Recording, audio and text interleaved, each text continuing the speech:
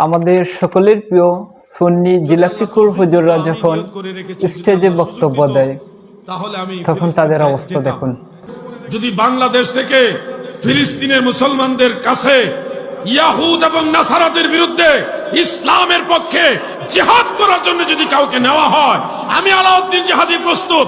আমার সাথে যারা যাবে তাদেরকে নিয়ে ইসলামের পতাকা নিয়ে বেঈমানদের দুর্গ ভেঙে চুরমার করে দিয়ে আসবো ইনশাআল্লাহ।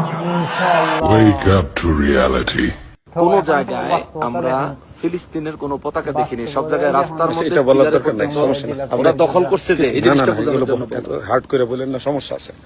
আমরা কিছু বিধি নিষেধের কারণে অনেক কথা বলবো না, সবকিছু ফেসবুকে বলবেন না, সবকিছু আপনি অফ থাকবেন। তাদের অবস্থা কিভাবে? আমরা কিছু বিধি নিষেধের কারণে অনেক কথা বলবো না, দেশে এসে আপনাদের কাছে শেয়ার করব ইনশাআল্লাহ। এটা আমাদের পার্সোনাল ট্যুর ছিল, এখানে আমরা যে আইসা মানুষকে বড় ধরনের সহায়তা করব এই ধরনেরও আমাদের কোনো পরিকল্পনা ছিল না। আমরা আসার জাস্ট 2-1 দিন আগে মুফতি আলাউদ্দিন জিহাদি ভাই চিন্তা করলেন যে যাচ্ছি যেহেতু সুযোগ হলে তাদেরকে কিছু সহায়তা নিয়ে দেওয়া যায়। এই হ্যাঁ, আমি কিছু রাষ্ট্রীয় বিধি নিষেধের কারণে অনেক কথা আছে, আমি এখন বলবো না, আমি দেশে এসে আপনাদেরকে জানাবো। সব বুঝছি,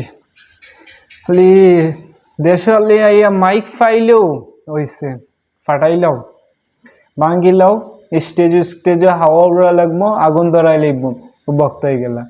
আসলে তাদের বক্তব্য আর বাস্তবতা যে ভিন্ন, আমরা বারবার এটা প্রমাণ পাই তারার আচরণের মাধ্যমে, তারার বক্তব্যের মাধ্যমে।